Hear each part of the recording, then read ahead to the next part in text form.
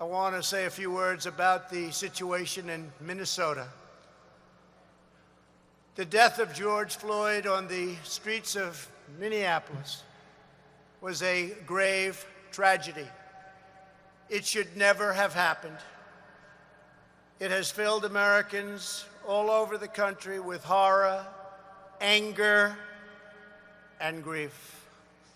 Yesterday, I spoke to George's family and expressed the sorrow of our entire nation for their loss.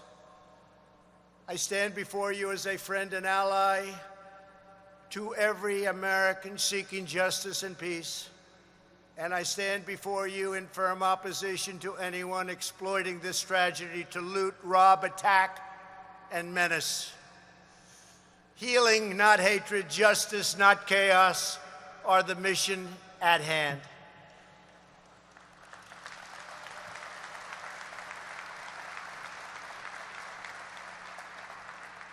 The police officers involved in this incident have been fired from their jobs.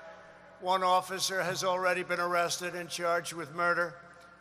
State and federal authorities are carrying out an investigation to see what further charges may be warranted, including against, sadly, the other three.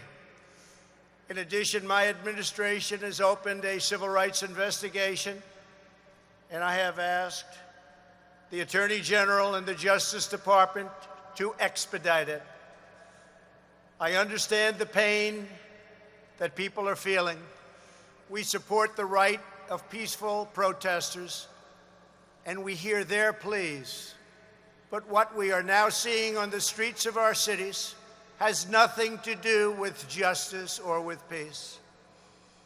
The memory of George Floyd is being dishonored by rioters, looters, and anarchists. The violence and vandalism is being led by Antifa and other radical left-wing groups who are terrorizing the innocent, destroying jobs, hurting businesses, and burning down buildings.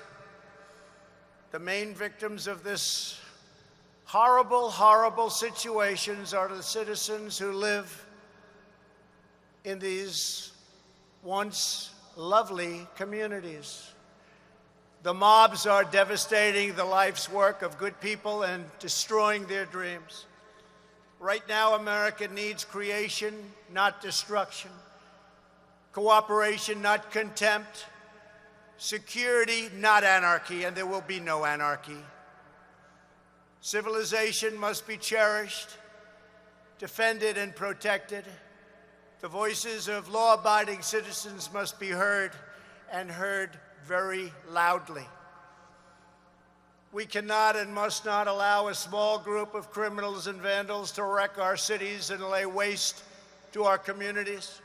We must defend the rights of every citizen to live without violence, prejudice, or fear.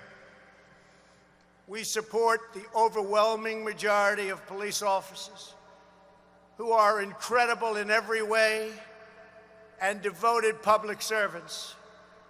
They keep our cities safe, protect our communities from gangs and drugs, and risk their own lives for us every day.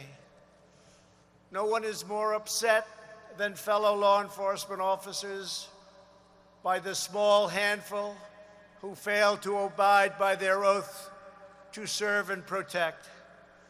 My administration will stop mob violence, and will stop it cold. It does not serve the interest of justice or any citizen of any race, color, or creed for the government to give into anarchy, abandon police precincts, or allow communities to be burned to the ground. Won't happen. Those making excuses or justifications for violence are not helping the downtrodden, but delivering new anguish and new pain. From day one of my administration, we have made it a top priority to build up distressed communities and revitalize our crumbling inner cities.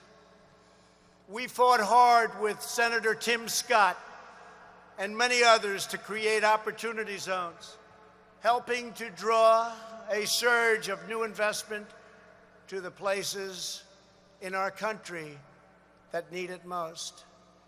We must all work together as a society to expand opportunity and to create a future of greater dignity and promise for all of our people. We must forge a partnership with community leaders, local law enforcement, and the faith community to restore hope. Radical left criminals, thugs, and others, all throughout our country and throughout the world, will not be allowed to set communities ablaze. We won't let it happen.